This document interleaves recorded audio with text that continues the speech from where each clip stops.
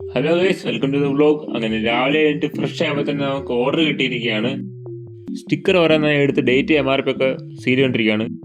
അങ്ങനെ date MRP ഒക്കെ seal ചെയ്ത് ഇനി സ്റ്റിക്കർ ഒട്ടിക്കേണ്ട ഒരു പരിപാടി കൂടെ മാത്രമുള്ളതാണ് ബാക്കി. അങ്ങനെ വളരെ സൂക്ഷിച്ച് സ്റ്റിക്കറെല്ലാം ഓരോന്നോരോന്നായിട്ട് ഇളക്കിയെടുത്ത് നമ്മൾ കവർ ഒട്ടിച്ചുകൊണ്ടിരിക്കുകയാണ്.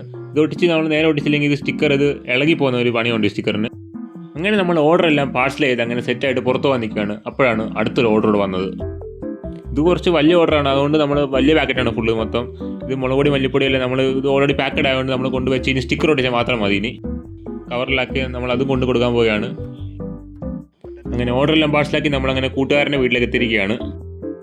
നമ്മുടെ മോദിയുടെ റിക്വസ്റ്റ് പ്രകാരം നമ്മൾ എപ്പോഴും ഓർഡർ കൊടുക്കുമ്പോൾ സൈക്കിളാണ് പോകാറുള്ളത്, ബൈക്കിൽ പോകാറില്ല. ഇതാകുമ്പോൾ സേവ് പെട്രോൾ സേവ് മണി. റോഡൊക്കെ ന്യൂയോർക്ക് പോലെ ആയെങ്കിലും ഇപ്പോഴും വെള്ളക്കെട്ടിന് യാതൊരു കുറവുമില്ല. ഏകദേശം 2 കിലോമീറ്ററോളം സൈക്കിളിൽ ട്രാവൽ ചെയ്യണം. നമ്മുടെ സെക്കൻഡ് ഏതായാലും ഫുൾ ഓൺ ഫുൾ പവറാണ്.